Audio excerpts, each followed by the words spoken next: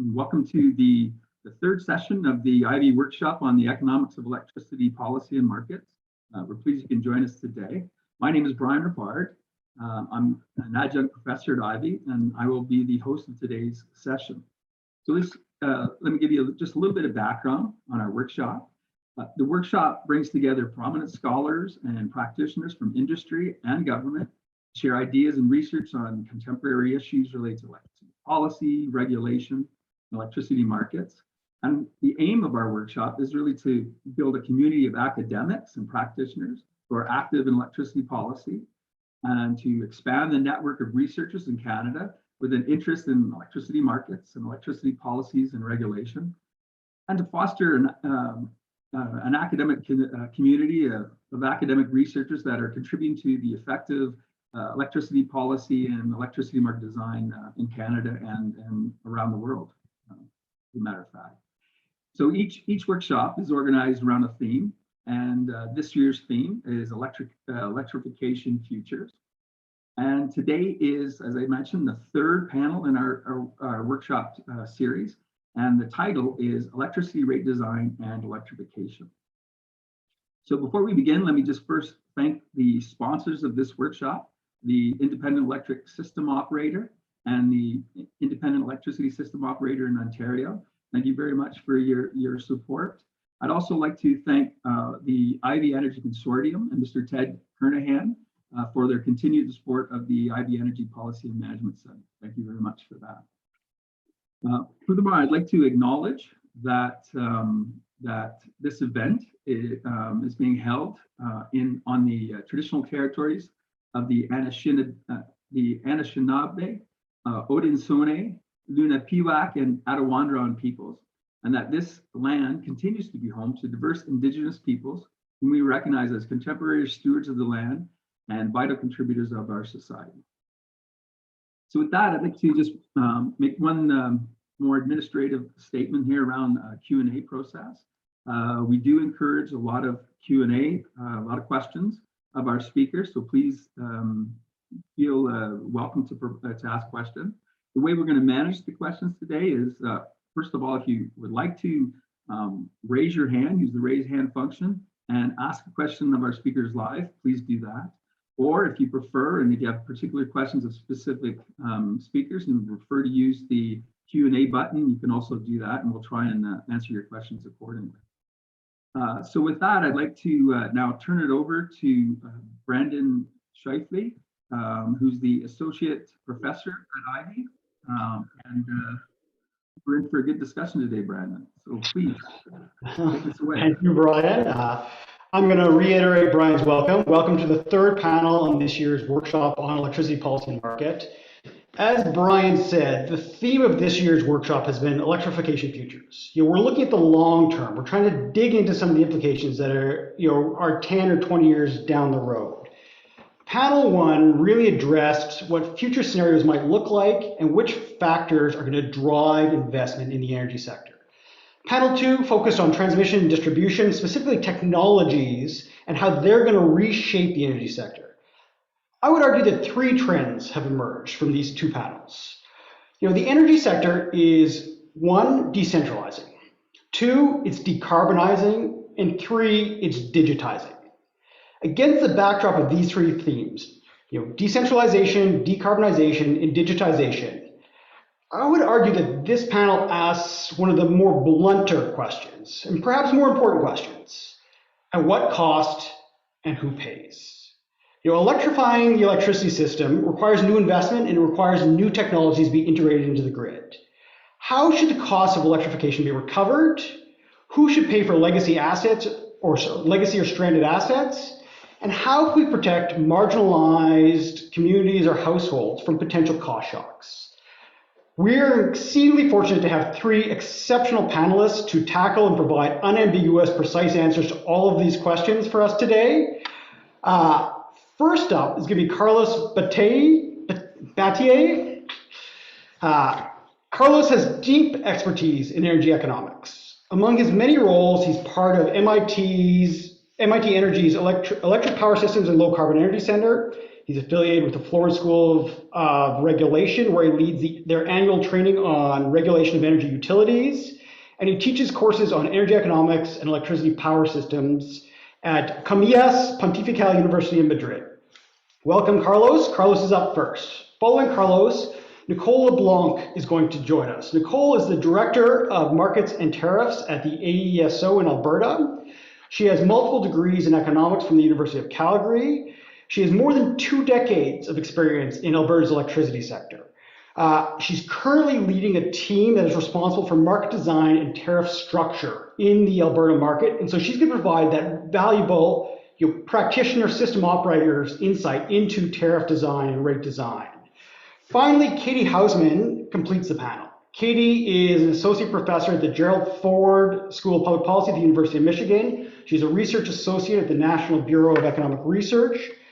Her research focuses on topics of environmental and energy economics. In particular, her recent work, which she'll talk to, really focuses on this critical issue of stranded assets, and I look forward to hearing what she has to say. Thank you to all the panelists. Welcome to all the attendees. I will hand it over to Carlos to kick us off.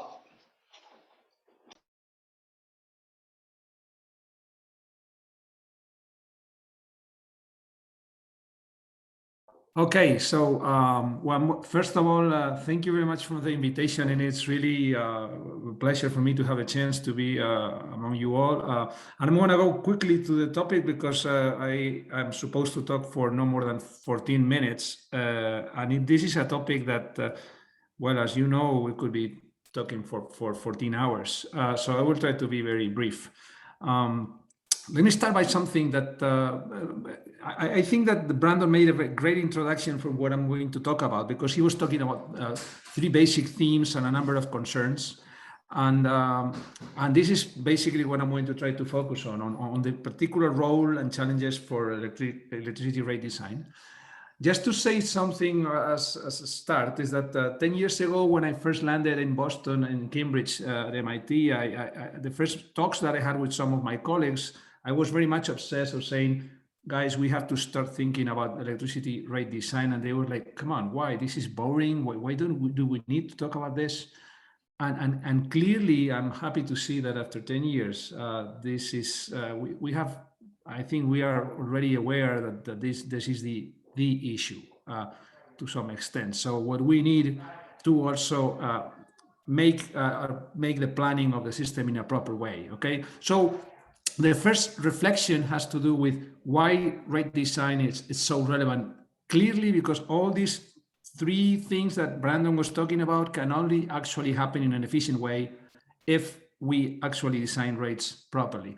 What I'm going to try to do today is just to give a very brief introduction on what's going on now from my own expertise on the work that I'm doing. I'm working for regulatory authorities in Europe. Recently, due to COVID, I am teleworking from Spain, so proximity makes more work probably. And from my work for the regulatory authority in the UK, Ofgem has made a great job in analyzing all these issues, and also in South America and in the US.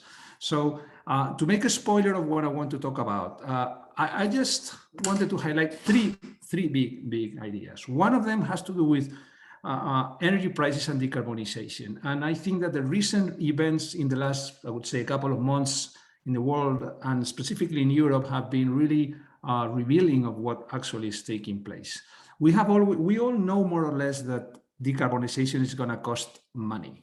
And I think we are aware of that. But for what has happened in Europe recently is the first time that really politicians and I would say the population has actually, for the first time, be conscious that this is going to be a big issue.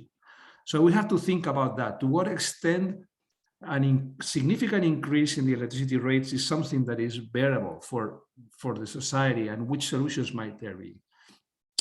Number 2, everything that has to do with what Brandon was talking about, legacy costs, all these costs from the past, all these investments that we made in networks, in subsidies for renewables, in all these things. Well, can we actually expect that customers can pay for them, knowing that they can actually somehow defect from the network now? who should pay for these costs? Because somebody has to pay for them. And finally, the third idea, to close the whole thing in the first 4 minutes, so that if I don't have time, I leave the main messages, is that we, for the first time, we are breaking the paradigm for the electric power sector that has worked for more than a century, which has meant that the whole system was pretty, I would say, social, because it was fully centralized. And for the first time, it might be the case that it starts to be atomized. This is not a problem in itself if it's not because of the social implications of having a separate quality of service, separate use, everything from wealthy and non-wealthy people. And in this decentralization of the whole thing is going to take place. I come back to my first point, in a moment in which prices might start to be high because of all these needs all these investments that we need to make to fully decarbonize. It could be the three key topics. So going quickly to the main one, the first one, which would be, well, we all know the rate components that matter. So the energy cost, the network cost, and the policy cost. I'm going to focus first in the energy cost. We all know that ideally, it would be great if each end user can actually pay dynamic prices. So we receive the signal from the market, from the hourly market, so we know when, in order to promote demand response, efficiency, and all these kind of things. And unfortunately, very few countries have actually moved aggressively into that direction. One of them is, and we see already how when some special things happen, people is really, really sensitive to what is going on with electricity. So it is not just the fact that here you have two examples from both sides of the ocean. The well-known snowstorm in Texas that led to the situation that you know. And a month before that, in Spain, there was also a snowstorm that it was completely unprecedented. And immediately it put pressure on electricity prices.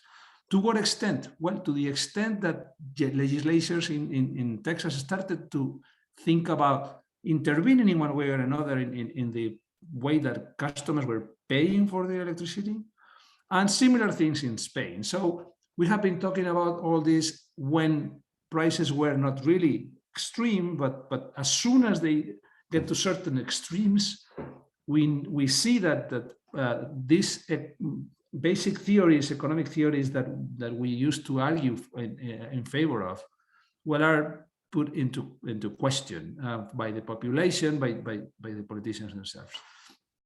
Here you have the most advanced tariff design in the world by far. It is the one implemented in my home country in Spain, and I must confess that I am very much guilty for that. Just to give you some brief ideas on that, every customer in Spain, 27 million customers, has an electronic meter, and the network fees are decoupled in two parts. One of them is the one that has to do with a demand charge, which is a time of use. So you can actually contract the ability to consume have a high consumption in weekends and holidays at a very low price and at night.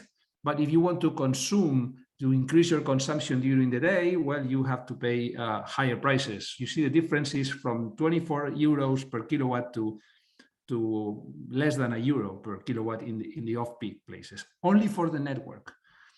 Also, as you can see, the rest of the network costs that are reflected in here are also time of use. So there is a clear effort to send a signal to customers telling them that, watch out, you have to realize that the consumption for electricity the cost of electricity is not the same at each time. And not only this, but also this part of the price that you see here is the hourly price in the market. So customers pay exactly the market prices that are taking place now. And the ones that are going to happen tomorrow are already announced, so people know that this is the case. So ideally, it's a very good design to really send the right signals to customers. But what happens? Well, what happens is that This was implemented, the second review of this, what I just showed you in June, and it coincided with a huge increase of CO2 prices in Europe, moving from 30 something up to 50 euros per ton of CO2. So an important pressure of prices. What happened? Clearly, rapidly, all the political parties in the opposition started to blame on this new rate design on this price increase, arguing that this was not the right way of doing things, that electricity is an essential good, that something needed to be done. The government was actually under a lot of pressure to really try to explain that this was the right way of doing it, blaming on people like me that, you know, that they believe in Taliban economic theories and all these kind of things. So first thing, we see all the social issues in doing this. You can see lots of memes of all sorts that were very popular in those years. Like, okay, now I am forced to somehow iron my t-shirts at 2 a.m. in the morning, and all these kind of things. And they are changing our life habits, and this is a mess. So the message is, this is not as easy as we might think of when we get to the point. But if you want things to get worse, take a look at what happens the last 2 months. The last 2 months, as you know, there is a huge increase in gas prices everywhere but in the US, as you can see here. Well, the high prices had implied that now, look at the huge prices that you have in Spain, in the UK, in Poland, so above 70 euros, like $90, $85 per megawatt hour for gas. Well, as you can imagine, this has had huge impacts on the prices in the markets. For instance, here you have the prices in the UK. These prices are from February, in the range of below 100, most of them. And these are the prices that were recorded in the electricity market in October 11th. As you can see, the prices are skyrocketing 4 times their usual ones. So again, there is this discussion on what should happen with electricity. And here I brought you a piece of news from the BBC, where you see that now the whole European continent is trying to rethink which is the role of electricity prices. And if to some extent these high prices are actually hampering the great push, the Green Deal that the European Union wants to push, because of all this contestation of the population. What does this mean? Well, this means that, for instance, 2 days ago, I was in a meeting with one vice minister in one European country that was asking me, like, saying, okay, what can we do to take costs out of the electricity bills? We need to somehow do something to take them out, because we need to relieve the pressure of all these gas costs in the electricity prices. So as you can see, there is really I would say a bath of reality to some extent, and it's affecting all the countries in the European context. Again, this has not been an issue, obviously, in the US, because gas prices have not been pushed that hard. CO2 prices are not present, things that are really relevant. So we all know that the right way to go is dynamic prices. Prices that actually send the right signals to customers, so customers can actually participate, but it's difficult to do. Second part that is very relevant has to do with something that is going to be discussed later, so I'm not going to enter too much, which is, what do we do with all these costs that have been, all these investments that we made in the past? For instance, in many jurisdictions around the world, what you can see is that there are taxes, subsidies, lots of costs that are a significant burden in the electricity rates. Okay, this is not so much the case in the US, where the state of Connecticut is not very relevant, but you have other places like New Jersey, where there are some taxes, and also in other countries like Brazil or Germany or France. So this is just all these investments or these costs in subsidies for renewables, or even what will we do with the costs of the networks when the networks cannot be recovered? How are we going to do that? And this took us to the idea that the network until now was considered as a whole system that was providing the customers with electricity. This is no longer going to be the case. The idea is that from now on, the users are going to see the network as a battery, a place where they can actually send their excess of energy when they don't need it and take it back at night when they need it. And the important thing of this is that we cannot charge them more than what having a battery themselves would cost. And this implies that we cannot raise electricity prices unlimitedly, because then they will start to defect. So how to do this is a big issue. And well, I don't want to go into this too much, but just lead you to this paper that we wrote some time ago. But the idea is that, well, maybe we need to go to fixed components in the rates or some sort of exit fees so that customers cannot leave the network without paying the bill, right? The bill, the invoice, all the things we did it for. And I finish with this in only 1 minute more, which is, so again, all sorts of pressures are actually on the shoulders of the regulators in order to pass through the costs, the historical cost and the current cost of the electricity effort to help to decarbonize.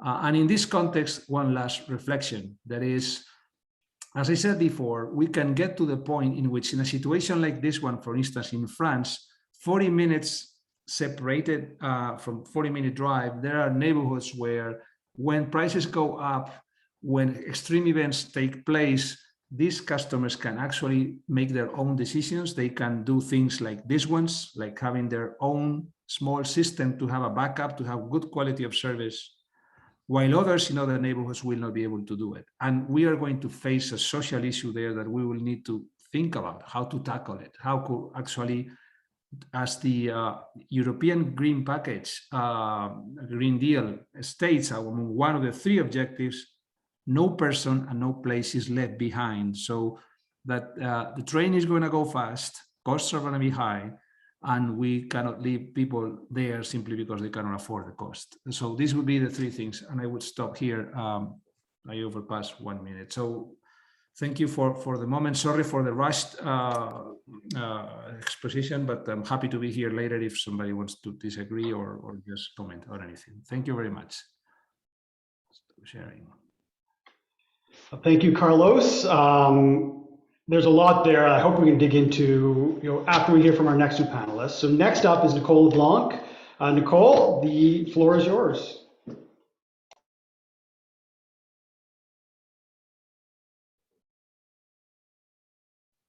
Great, thanks. I just need to get my screen shared here.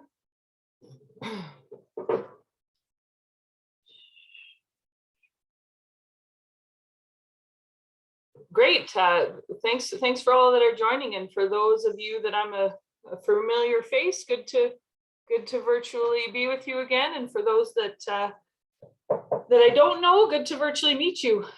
Thanks, Ivey, for inviting me here today to share a few remarks around the Alberta electricity systems transition to decarbonization and electrification. Appreciate all of Carlos's comments. I think we've been working through a bunch of them ourselves as an industry and a system in Alberta. And I'm going to focus today a bit more on some of the successes that we've achieved in the path to decarbonization, and leave some of those real big challenging questions around the future use of the grid and the risk of stranded assets on the network to another day. Before kicking it off, who is the Alberta Electric System Operator? For those that maybe are less familiar, we operate in Alberta. We connect customers, both load and generation, to the transmission system. We plan the transmission system in Alberta. And then when we've identified that something is needed and it's approved by the regulator, we direct the various transmission facility owners to develop it. We also develop the ISO transmission tariff, which sets out the rates and recovers the cost of the transmission system to the various users.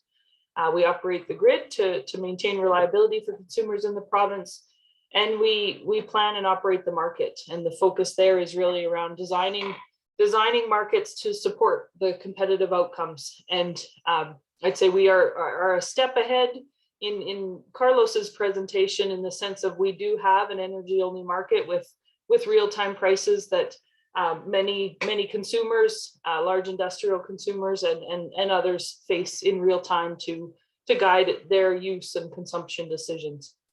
The ISO is a nonprofit government agency focused on these core objectives, as well as several more. Shifting to how is the Alberta market set up, and how are costs of infrastructure recovered in the province.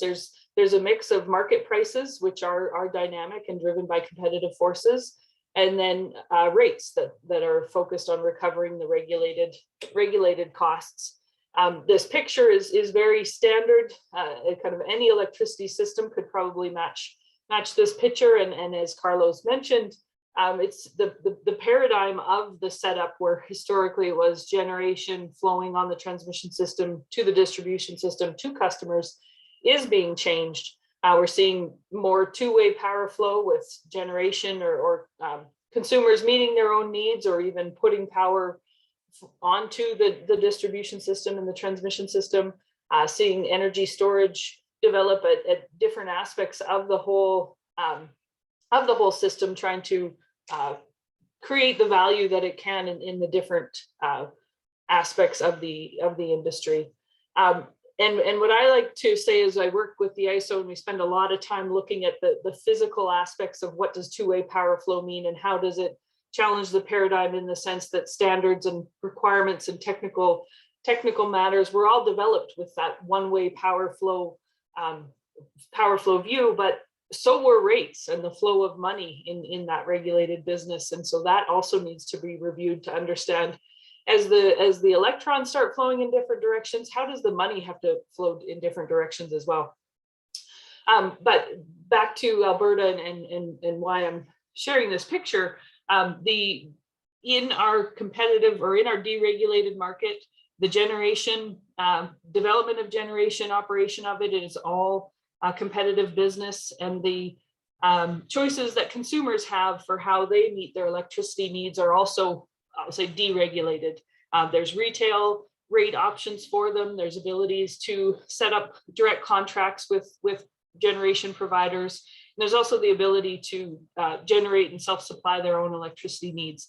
So from the sense of investment decisions, investment risk, on the generation and consumer side, those all sit with those individual entities.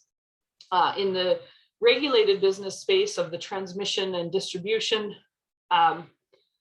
aspects of the industry, those remain regulated. On the transmission side, any capital investment for a project is approved by the regulator. On the distribution side, annual pools of capital are approved by the regulator. And at the end of the day, it's the various ratepayers that have the onus for those costs and those decisions that are made.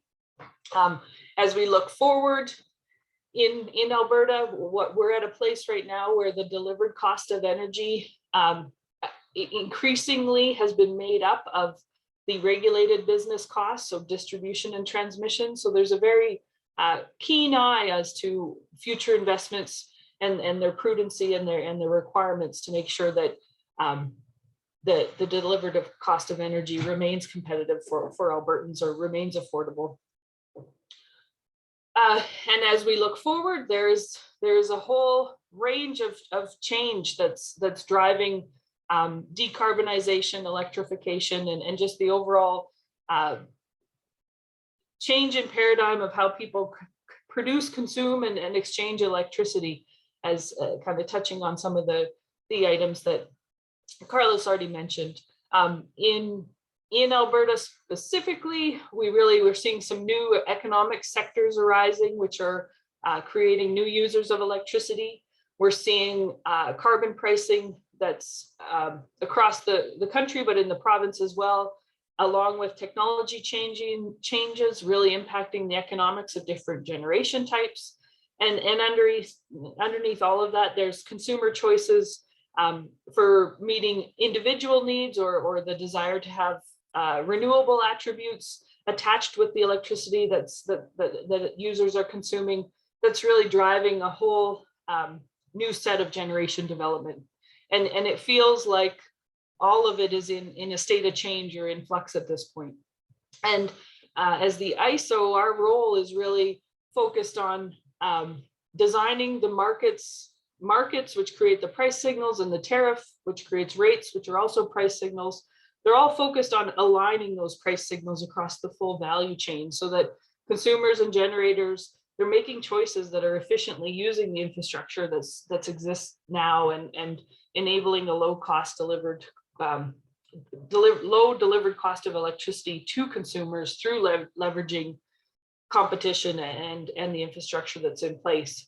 And we're doing this to help shape the future, and not in a means of promoting or choosing any type of technology, but really focused on setting clear, effective price signals for the attributes that we need to maintain reliability, but also for the charges that are put on consumers who are users of the regulated infrastructure. Some of the more recent activities or changes that we've been focused on, there's been a lot of my focus and my team's focus over the past year or more has been around redesigning the rates for the recovery of transmission costs in Alberta. And just last week, we filed our application with the commission that we've been working on with stakeholders for over a year. It's a pretty fundamental change in how the costs are recovered, and we think it really better aligns the charges with how consumers use the grid and also drive future transmission costs within the grid.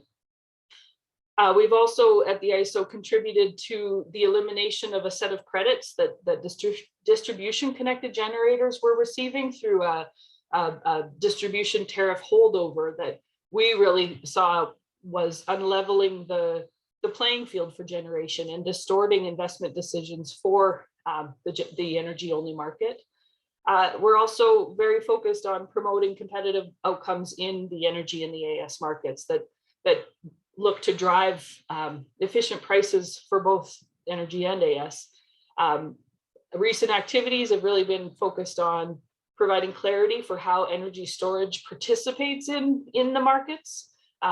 As the markets were not designed with energy storage in mind, there was just some need to review the rules and give guidance on how they operate within the existing rules, as well as look at future changes for those rules. We spent a fair bit of time in 2020 reviewing the price cap to understand how ISO's, the price cap in Alberta's market may need to be more dynamic and evolve as the system changes. At that time, we decided not to make any changes, but as the electricity grid continues to evolve, I think it'll be something that we come back to in time. And we're also looking to try and unlock opportunities or find ways to engage more load in bidding in the merit order to create a more dynamic merit order for real-time balancing of supply and demand, and getting that other side of the mix into solving efficient outcomes and getting to efficient prices. And all of that is really looking to, as I said, kind of shape some of the framework for the transformation of the future with really the investors on both the generation and consumption side guiding the path forward. A snapshot to where we are now, just for those that might be less familiar, because it might help guide understanding where we need to go in our future decarbonization path, as well as where the opportunities for electrification are. We see in our generation mix, we're still predominantly in Alberta a fossil fuel based mixed, but renewables and storage are both growing. But there's a big story around the switch between from coal to gas that I'll touch on a little more in the next slide. And also on the user side or the consumer side, Alberta has been predominantly an electricity based or consumer base. And that's really predominantly driven by the economy that we operate in. And as we look forward to growth and changes in the future, There's a mix of some driven by considerations to what the economy might be doing, as well as that electrification consideration in the commercial and residential demand space. So focusing in on decarbonization of Alberta's power grid, I think there's a real big success story here that many of you are likely familiar with, this has really been driven by two key carbon policies: the off coal requirements that were put in at a federal and an Alberta provincial level, as well as carbon pricing, and the two hand in hand have really driven the reduction in carbon from the Alberta electricity sector that's shown here from kind of that 2015 time period down to up to what we expect to see up to 2023, where there's been a real dramatic shift in the fleet of generation in the province, where it had previously predominantly been coal-based, with the off-coal requirements that set end of life for units, as well as a 2030 time period for all generation to cease using coal to produce power.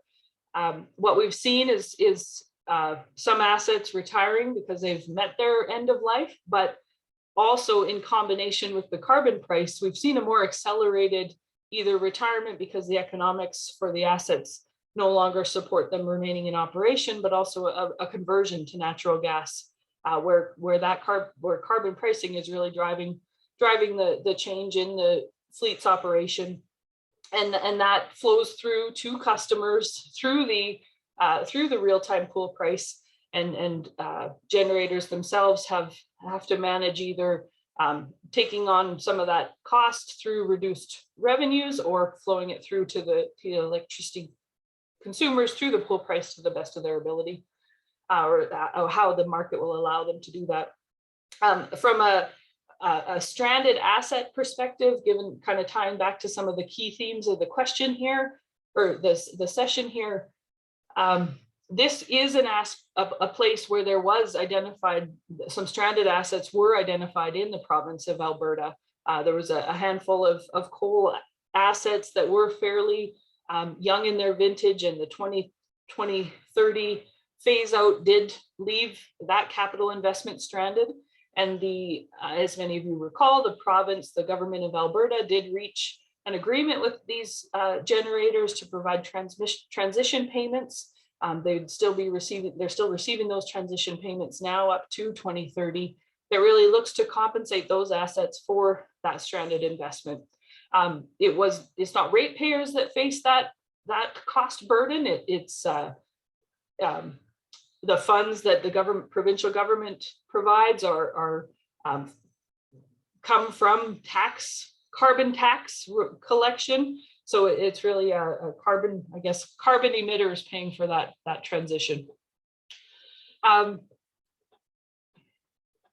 Going forward, if we look at the latter tail of the graph, you see Alberta's system starts to level out in its carbon emission intensity. And so this is what's behind this is, as renewables are being added to the system, it doesn't have as much of an impact to the carbon intensity as that switch from coal to gas. And there's still in the outlooks that form this emissions scenarios, there's still gas generation operating and providing that redundancy or backup to variable generation in the province of Alberta.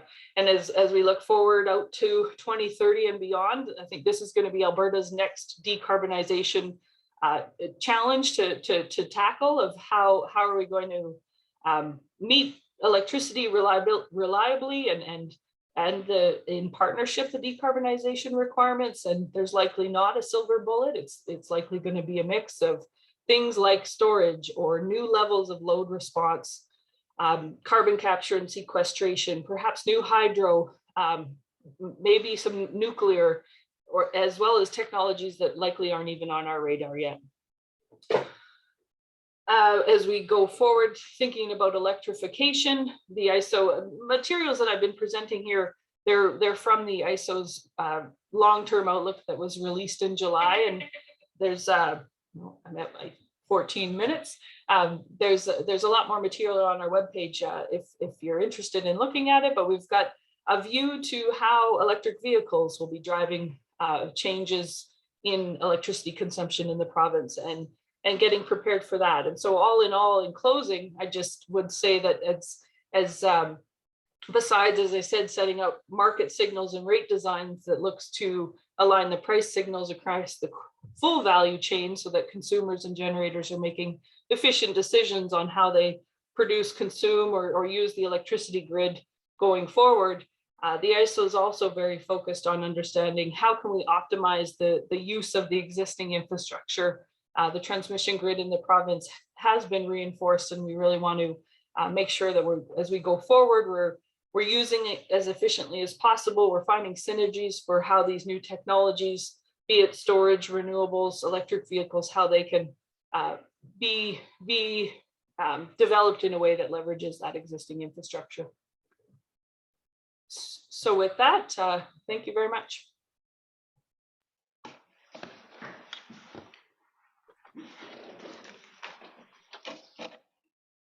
Great, thank you, Nicole. That's wonderful. Up next is Katie Hausman. She's going to provide some insight into stranded assets from some academic research she's done. Before Katie gets going, I just want to remind attendees that you can type questions into the Q&A function, and we'll try to get to as many of those as possible at the end. I also have a range of questions, and I think that there are many different issues that we've already explored, so I look forward to the conversation. With that, the floor is yours, Katie. Great, thank you. Can you all see my screen? Great. Okay, so we're going to switch gears a little bit and talk about the natural gas distribution side. But a lot of the same issues that Nicole and Carlos brought up for electricity are going to have like parallel questions in natural gas distribution. So what I want to talk about is, if we electrify on a broad scale, what is that going to mean for the natural gas utilities that are going to be losing customers and or losing sales volume? This picture actually tells a lot of the story of our research. I didn't take this picture, it's from NPR, but it's from Philadelphia, so not too far from you all and not too far from me. There's some natural gas utility workers in repairing pipelines down the street. And behind them, there's two households. One household is getting ready for Halloween, and one household appears to be boarded up. The house is boarded up and apparently vacant. So what Lucas Davis and I, that's my co-author, what we're going to think about in this research is, how does that natural gas distribution utility maintain its ongoing expenses, things like pipeline repairs, when it's got geographically, when its geographic sort of dispersion is changing as customers exit its system? In this case of the Philadelphia utility, it's because Philadelphia has seen depopulation. And so like customers have been physically moving out of the city. And we're going to see that showing up in other places in the US. But it's going to serve as a nice parallel for what we might think about under a scenario with electrification. So this is from a research paper that currently is working paper. It's under peer review. I'll throw a link up to it in the chat when I'm done talking. And what we do is we study the recent approximately 2 decades worth of experience of over 1,000 natural gas distribution utilities in the US. Basically, what we want to say is we don't have enough electrification yet of homes and businesses to see what has happened to utilities in response to that policy push, that decarbonization push. But a nice parallel comes out of cities like Philadelphia, where we've seen depopulation, either because of suburbanization or migration within the US. That has meant shifting population flows. And so we can use that as sort of a window into how natural gas utilities respond when they're losing customers and what things might look like under widespread building electrification. And the key takeaway is, of course, what you saw in the picture, but is also just very intuitive. When a customer leaves, either because they're like physically moving out of a service territory or because they're going all electric, The natural gas pipeline miles, of course, don't go away. And so a natural gas utility has the same fixed infrastructure to deal with, nearly the same operations and maintenance expenditures to handle going forward, as well as legacy costs of that existing infrastructure, at the same time that it has fewer customers to pay for those fixed costs. And why this is really challenging for natural gas distribution utilities, as opposed to, say, other types of industry, is that they are, they're price regulated utilities. And so they are, the typical setup is that their plan is to recover fixed costs over something like a 30-year depreciation schedule across their entire customer base. So when somebody exits the service territory for whatever reason, the fixed cost that the utility was planning to recover over decades, now they don't have as many years from that customer to recover them. And that's a function of the way that we've set up price regulations. So what we do is we use statistical evidence from these 1,000 utilities, and we look at how prices evolved when the customer base changed. And so the thick blue line in the middle is showing you what we have observed historically. Historically, we've seen maybe up to 10 or even 20% of customers leaving some of the smaller utilities in the US. We've taken a leap of faith and extended that out, sort of supposing what might happen if, say, 50% or even 80% of customers do building electrification in the future. But our statistical evidence is coming from this end of the graph. And what you see is that prices for remaining customers have risen. These are annual bill totals per customer, per residential customer in US dollars. And we've netted out gas commodity costs. So this is just the bill portion that's meant to pay for, fixed costs, O&M, administrative costs, etc. And not surprisingly, you get this really sharp upturn in bill totals if a lot of people exit. The thought experiment you could do is, well, what if everybody exits except one person who now is responsible for the entire legacy fixed costs of this utility? That, of course, requires a big leap of faith, but that thought experiment should help you see why the prices turn upward so sharply. So the thick blue line is what we see statistically from recent experience for utilities in the US. To try to understand sort of the mechanisms behind this and what kinds of costs a utility faces, whether those are truly sunk historical costs, whether those are fixed costs going forward, or whether there are costs that go away when a customer exits the service territory, we construct these outer blue lines based on cost data for utilities in the US. So let me show you that. From the American Gas Association, we assemble data on the typical cost structure for one of the larger investor-owned utilities in the US. So the AGA surveys around 100 utilities and publishes these financial data. And from their very long report, we assembled, the costs to try to sort of explain why prices would rise. So the leftmost column is the category of costs that a natural gas utility faces. They have to buy gas, and then they typically pass those commodity costs on one for one to their customers. Then they have capital related expenditures, operations related expenditures, and taxes. The middle column is just giving some examples so that if you're not familiar with the way that utility accounting works, you can have some ideas of what this actually looks like, what kinds of costs are in each bucket. The third column is the typical cost per residential customer in US dollars per year. And then in the last column, we make some sort of heroic, but I think plausible assumptions about how much of those costs go away when a customer departs. So starting with the first example, gas commodity costs around $300 per customer per year, but of course fluctuating a lot with natural gas prices and with quantities, whether it's a cold winter or not. And of course, when a customer exits, all of those costs go away. The utility no longer needs to collect that because it no longer needs to buy the gas.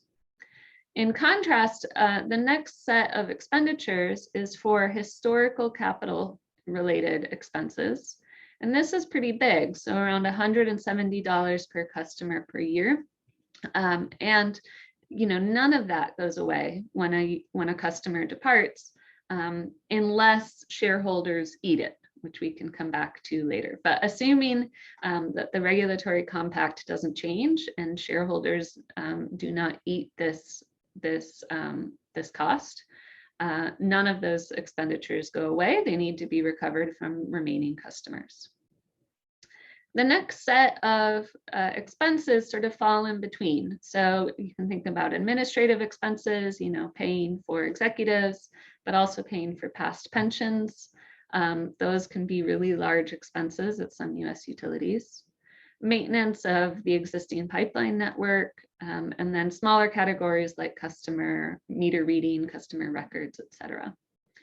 And so across all those different categories, we assume that like some of the costs go away because you don't need to send, well, let me give an example. Okay, so you still need to pay for pensions, but maybe you don't need as many administrators. You still need to pay for maintenance of the distribution line because it's still servicing other customers on that street. But maybe you don't need as many people in your customer call center. So across all of that, we make different assumptions. In the end, these assumptions don't really drive our results that much, but you could play around with them and see what happens with different assumptions. And then for taxes, we just assume a weighted average of what's above. And so when we put all of that together and then simulate out what happens when customers depart, that's what gives us these outer lines. And what's reassuring for us that it matches our statistical evidence really well. It makes us think that maybe our statistical evidence is spot on.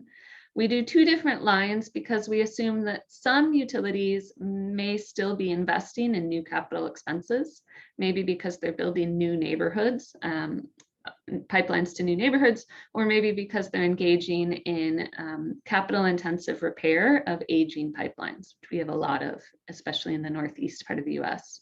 Whereas some utilities may have fully depreciated out and recovered all of their past capital expenses. And so you can think of these as sort of bounds.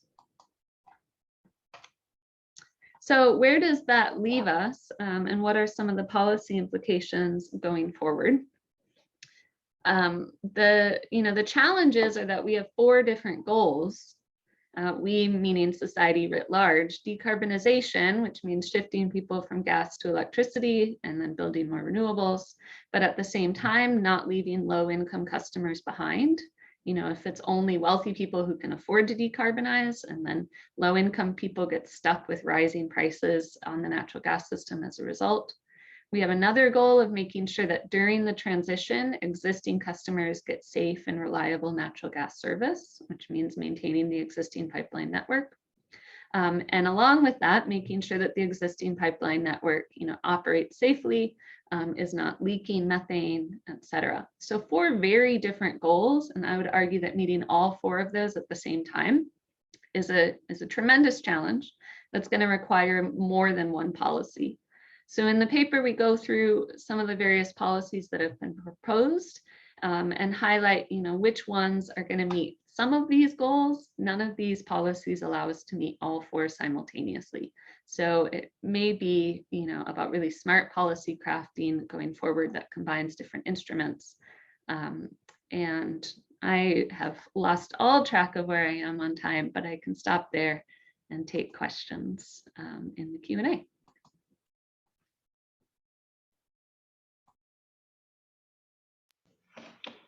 Great, thanks, Katie.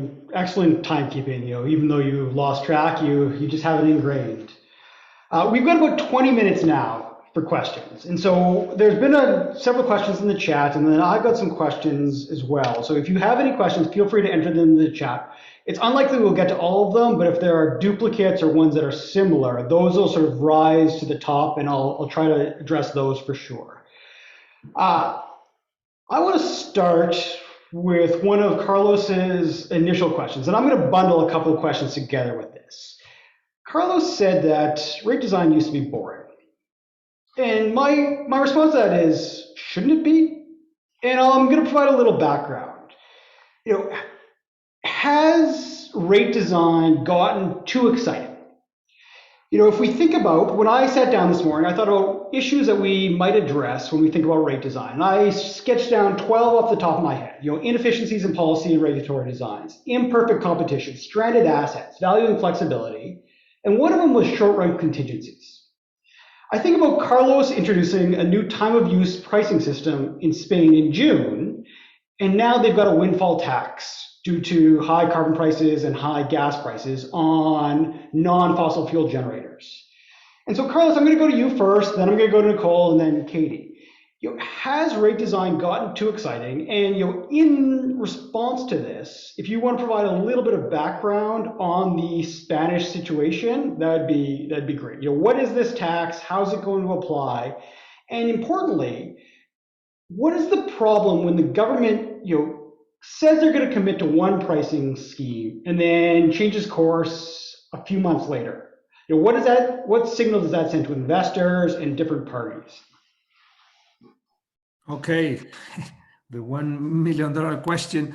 Well, two parts.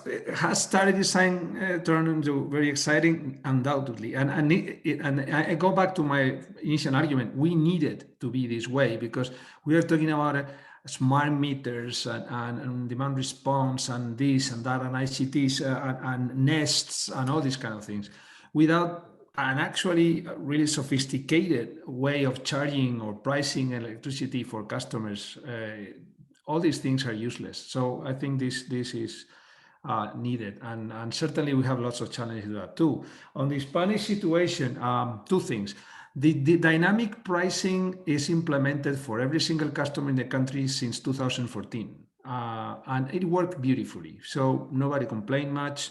It's not a big deal because, in fact, the reality is that it is not so relevant if you're charging customers on an hourly basis or you do it on, because finally they get the monthly bill. And more or less, since prices were reasonable, I mean, like, I don't know, $50 per month per regular family, people was more or less okay. What happened is this event that suddenly CO2 explodes and gas explodes. So the problem is not so much related to the specific format of the rates, because again, customers keep on receiving their bill at the end of the month, and the only thing is that they see that in 3 months ago they were paying $50 and now they're paying 70 or 8 or something like that. It's more of a political issue. So electricity keeps on being seen by the population as something that no matter how many years the market was liberalized in Spain in 1998, keeps on being blamed. I mean, the government is blamed for everything that happens, and therefore the government feels the need to somehow do something. The pathetic news, which are terrible, is that the government, in fact, has not actually touched the rate format, keeps on being the same, but has come up with something, as you said, which is a windfall profit tax, which is a nightmare and a shame and terrible. And I cannot tell you anything like that. It's a ridiculous measure because Spain, as they say, the rest of European countries in the EU are subject to the European courts. So there is a certainty that this will be revoked by the European courts probably in 2 years.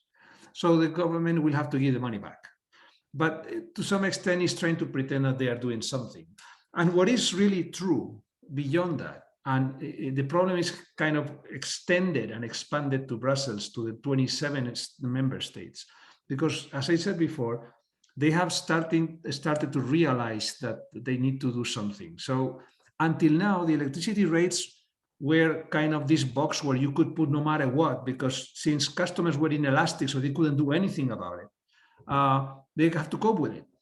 And it was also perceived as a very good taxation and indirect taxation tool, because the wealthier you were, the more you consume the electricity, so it looked great. But now what happens?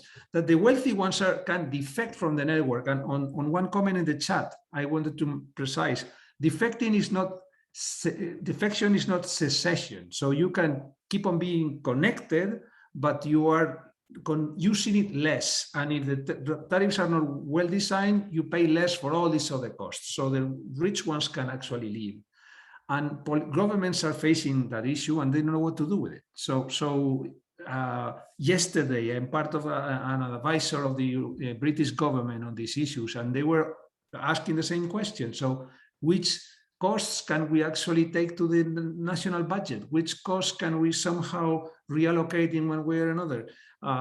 So I think that we are now in a moment in which you have pathetic governments like the one in Spain coming with pathetic windfall taxes that go nowhere.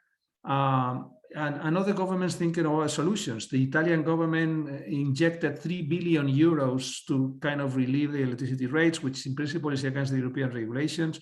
So every government is trying to do something on that. And the question is really open. Now, how can investors trust into that? But not, they cannot trust. It's terrible. So as a message, it looks like the country is like a banana republic. And I feel really sad about that, even though I am not working there anymore for the moment. Well, once we get you offline, we'll have to hear how you really feel about it. But I'm going to go to Nicole, and I want to pick up on the system operator's perspective on something that Carlos said, that governments often interfere in system planning. So the AESO has plans, and then there are regulatory agencies with the AUC in Alberta or the OEB in Ontario. How do you guys adjust, to the extent you can talk about this, your planning process under this understanding that governments may intervene, especially when there's these short-run contingencies. It's high gas prices, high carbon prices in Europe. In Texas, we had high electricity prices. Alberta and Ontario are not immune to similar short-run contingencies. And so as a system operator, how does that shape your thinking on tariff design?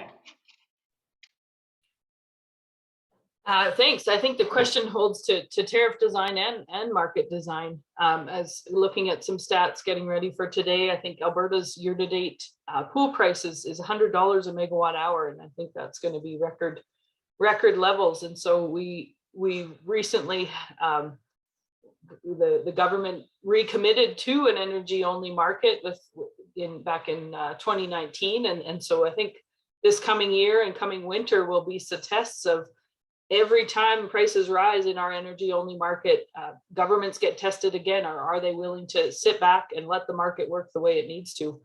So I would say there's a test coming here. We recently also had one with what happened in ERCOT as being the only other energy-only market in North America.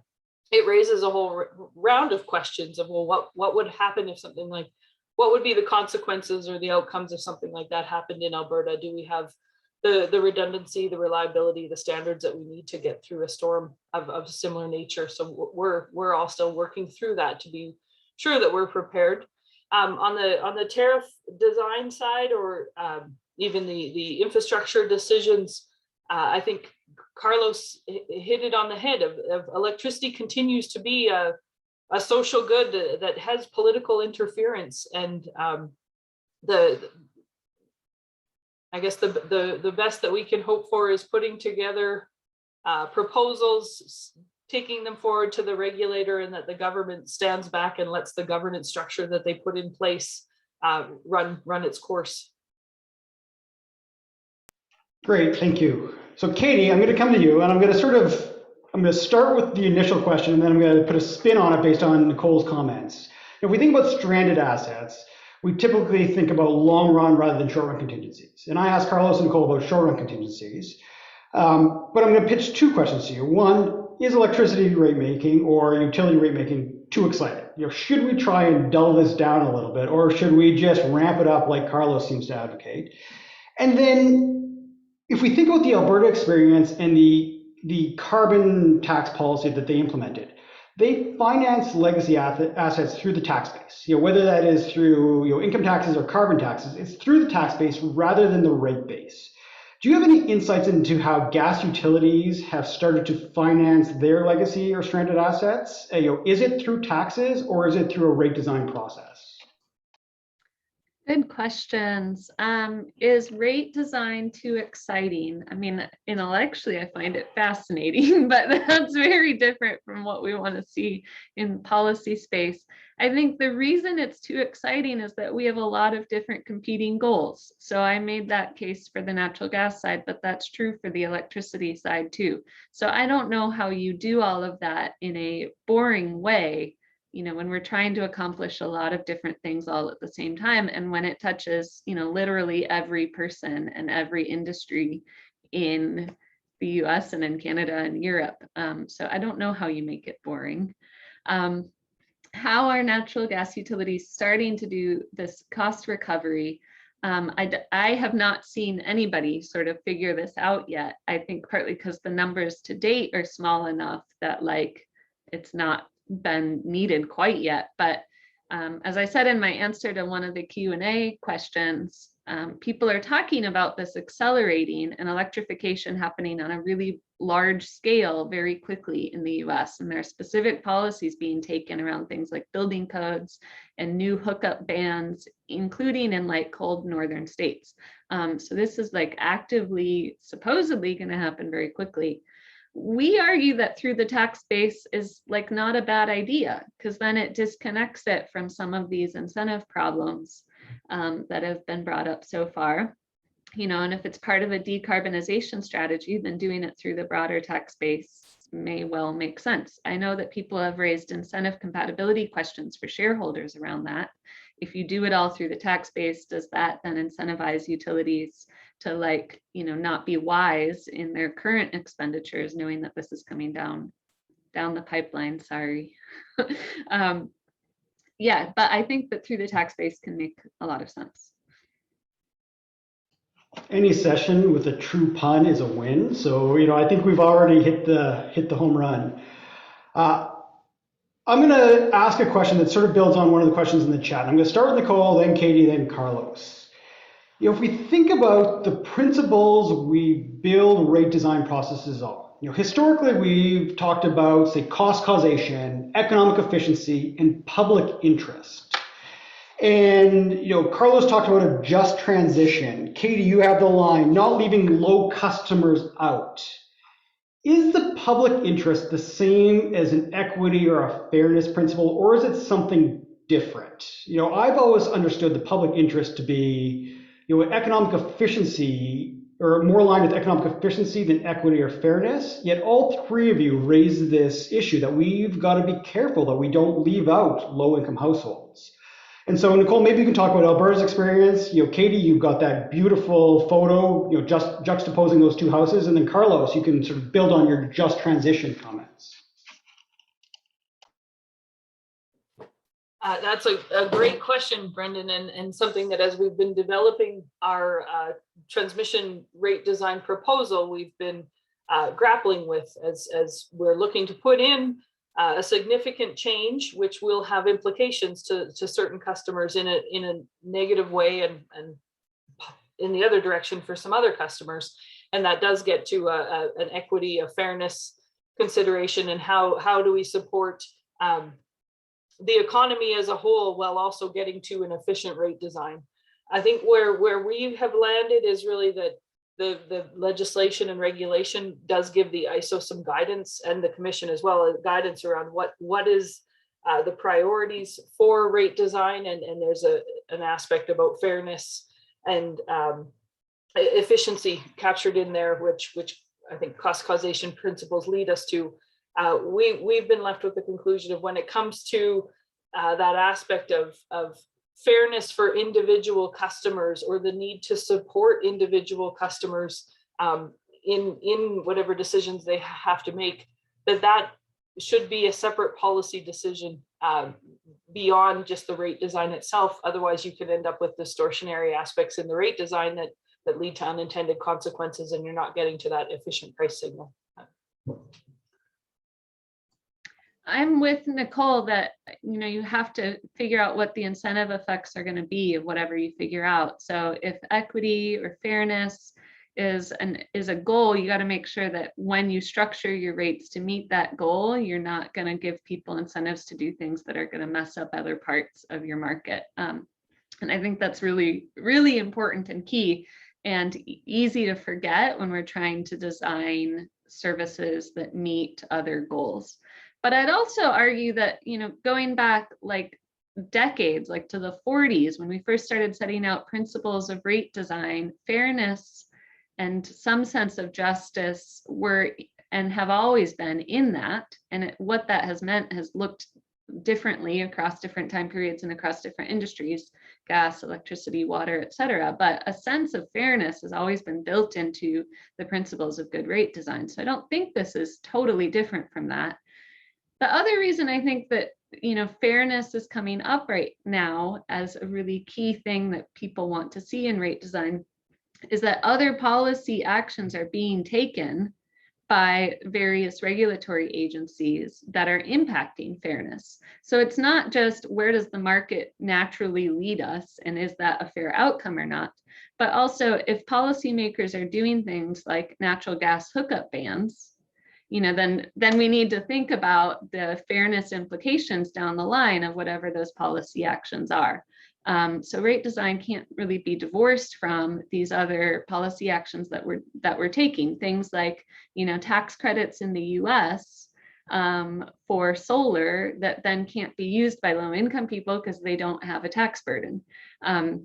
So fairness is already baked in as an important question in the other policy actions we're taking, and so you can't take it out of rate design. Well, I mean, I think that I fully subscribe everything that Katie just said now, and I would just say something. So first thing, as an anecdote, when I teach at MIT these kind of things, I tell my students that the word fair or fairness is forbidden when we talk about regulation, because each of us has a different idea of what is fair and what is not. But I rather prefer about equity. Said so. I think that the main issue that we are dealing with now is that we have planned gas and electricity systems in a centralized way for decades. And we have made investments thinking that this was going to be business as usual for the next 3 or 4 decades.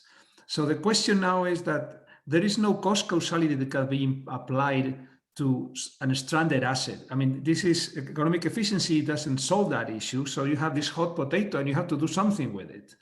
And I think that the equity idea and the way I wrote it in the paper we wrote about that is something like that. Hey, Brandon, you have a nice house. And now you are caring about the environment and you want to have a solar panel in your roof. But it happened that we designed the network to allow you to consume that much to your house, thinking that you were going to use it for the next 20, 25 years. And now you tell us that, oh, you have a nice solar panel, awesome, that you're going to need it that much and you don't need to pay for that. So how do we solve this issue? And this is the problem that we're going to face. So we have this stranded asset there, and we need to somehow locate it on somebody. My point is that we should somehow have a kind of an historical charge, like saying, okay, hey, Brandon, awesome that you install a panel, but this network that we did for you, you have to keep on paying it for the next 20 years. Thank you very much. The exit fees that were implemented in California for the community choice aggregators. Something like that we need to do, or to take it out of the national budget and try to see how we pay it with the taxes in a general way, which could be, in my opinion, less efficient to some extent. But this is the actual challenge that we're dealing with. That we design the system, not just transmission or distribution, but also generation with gas and nukes and all these kind of things. And now suddenly, pop, we want to change everything into renewables, which is great, and we need to do it. But who's going to pay for the bill? And I think this is the challenge, the biggest challenge we need to face nowadays. And as Katie said, and I think she hit the target, is that we should do it in a way that we don't ruin the short-term economic efficiency. We don't charge on stupid things that people don't consume at the peak because somebody's charging there no matter what cost. That this would be the only thing we should take care of. Well, thank you guys. There's a lot I'd love to dig in there. As soon as we start financing out of the tax base, then we've got to pay attention to the things that governments do as well. And you started us off with governments interfering with system design. We have time for one more question, and Amir has been very, very patiently waiting. He had his hand up very early on, so I'm going to go to Amir. You can ask your question, and then once the panel has had an opportunity to address it, we'll wrap up for the day. So Amir, you can turn on your camera now and ask your question. Yeah. Okay. Can you hear me, guys? Can you hear me? Loud and clear, yeah.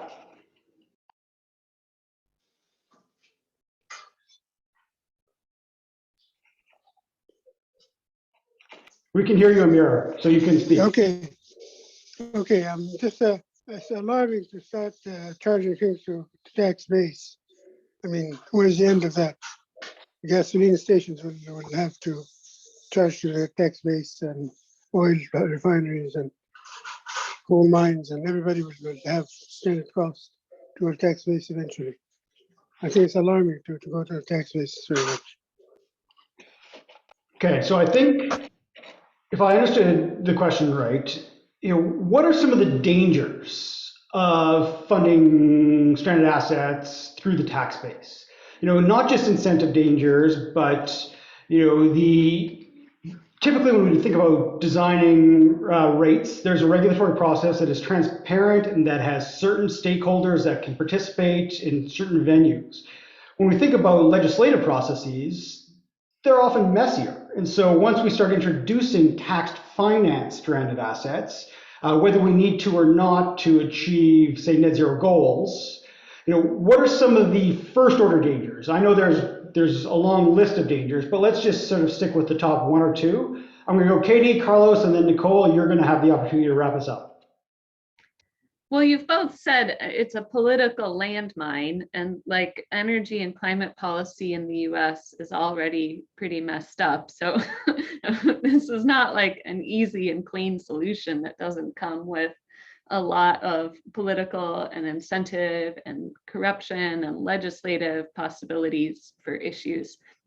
I would push back a little bit on the coal comparison in the sense that natural gas and electricity are regulated systems for a reason because they are natural monopolies. Like it or not, they are regulated by governments. And so recovering large fixed costs through the tax base at least has like a precedent there. We do it for things like the Postal Service in the US. So I would say it is conceptually and economically and legally different from a coal mine, which is not to say it doesn't raise a lot of difficult questions, and it may not be the best way to go. So for me, to make a story long, to make it short, there are like two dimensions there. As I said, ideally it would be great that to some extent we could keep on allocating this sort of cost in each of the consumers depending on their responsibility on those investments. To like, we did this because you were this large consumer. We have found, working on this topic in 3 different countries in 3 different continents, that this faces legal issues. So there's a problem in fact, it's not practically implementable to some extent, let's call it this way.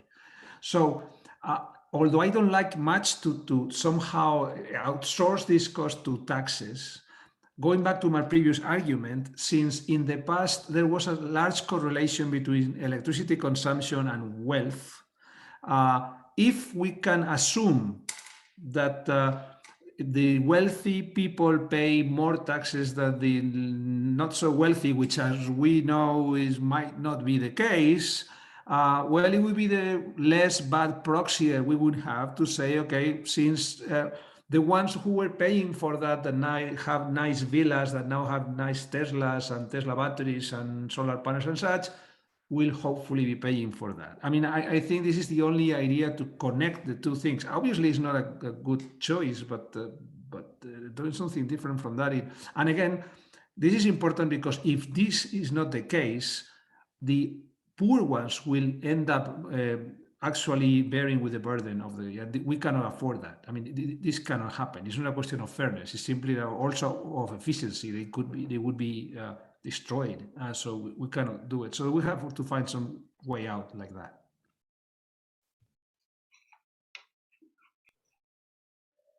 Just in closing, I think as Katie opened it, political landmine equals delicate balance. And in the case of Alberta's choice to compensate for the stranded assets for the coal assets that were competitively developed, investor owned, using carbon funds that were part of the full tax base. I think that decision was not solely just about how to keep those investors whole in the decision that they made, where they had no the policy that came down. There was no ability for them to adapt and meet the requirements. It was just that portion of those portions of the coal assets were no longer going to be able to be used for anything really effectively.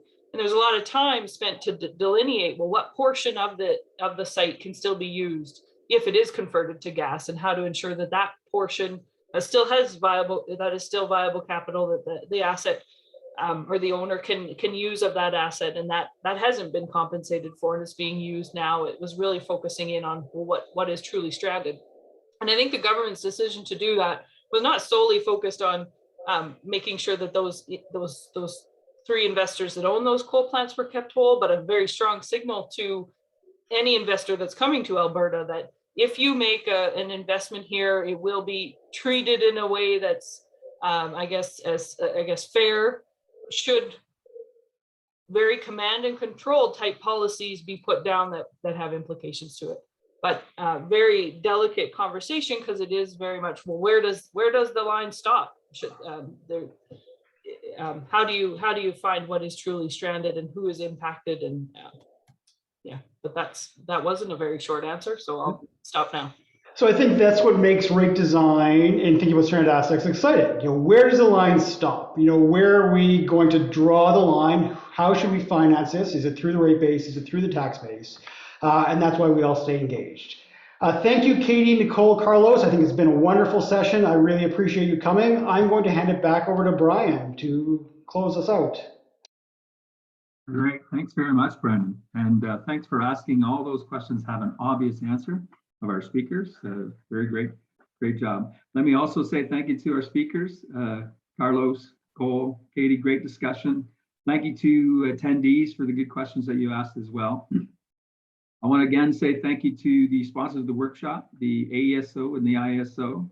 And I also want to say thank you to Laura McLeod, because without her, you don't see her face, but she's the one behind the scenes making sure that everything happens. So thank you again, Laura. So just a reminder, our fourth session in the workshop series is next Wednesday. It's Wednesday, October 27th at 11 a.m. And it's our keynote speaker. So we hope you join us. We're fortunate to have Professor Severin Bornstein speaking with us. Next Wednesday, he's the professor at the Energy Business School at UC Berkeley. He's also the director of the Energy Institute at Haus. So please, if you haven't already registered, go to our website and register. We look forward to another great discussion. So thanks all, and have a great rest of the week. Bye-bye.